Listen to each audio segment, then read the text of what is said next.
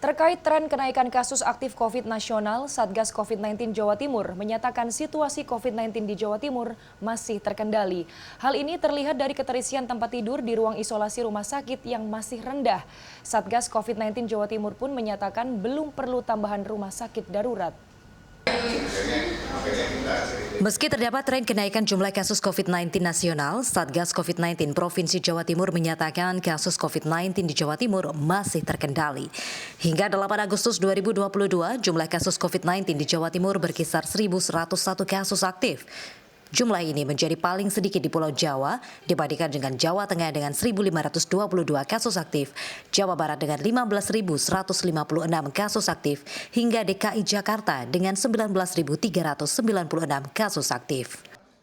Sementara itu, berdasarkan data Satgas COVID-19 Jawa Timur, keterisian rumah sakit berkisar 4%, baik untuk ruangan isolasi maupun ICU. Meski begitu, sebarannya tidak merata di berbagai rumah sakit maupun daerah. Di Rumah Sakit Universitas Airlangga Surabaya misalnya, keterisiannya 57%. Tingginya keterisian ini karena jumlah tempat tidur isolasi yang disiapkan masih sebagian saja, mengingat kondisi yang dianggap masih landai. Hingga 9 Agustus 2022 masih disiagakan 21 tempat tidur dan terisi 12 pasien. Kalau kami sudah siap, Mbak. Jadi kalau rumah sakitnya memang kan rumah sakit khusus infeksi. Jadi untuk yang gedung Trimed yang dulu namanya RSKI itu memang kita siapkan untuk infeksi, termasuk untuk menangani kalau ada lonjakan pandemi.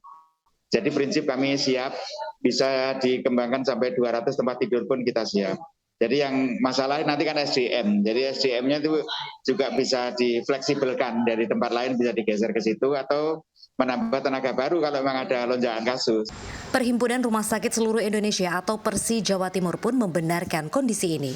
Terdapat beberapa daerah yang keterisiannya di atas rata-rata provinsi, namun ada beberapa daerah yang keterisiannya nol.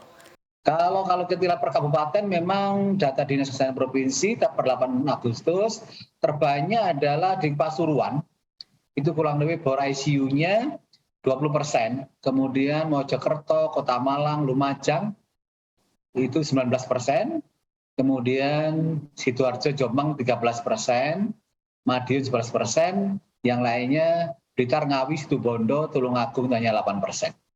Sisanya rata-rata 3% sampai 0%. Satgas COVID-19 Jawa Timur pun menyatakan kondisi ini masih terkendali sehingga belum membutuhkan pembentukan kembali rumah sakit darurat. Upaya yang diintensifkan adalah peningkatan protokol kesehatan dan capaian vaksinasi baik untuk tenaga kesehatan maupun masyarakat umum.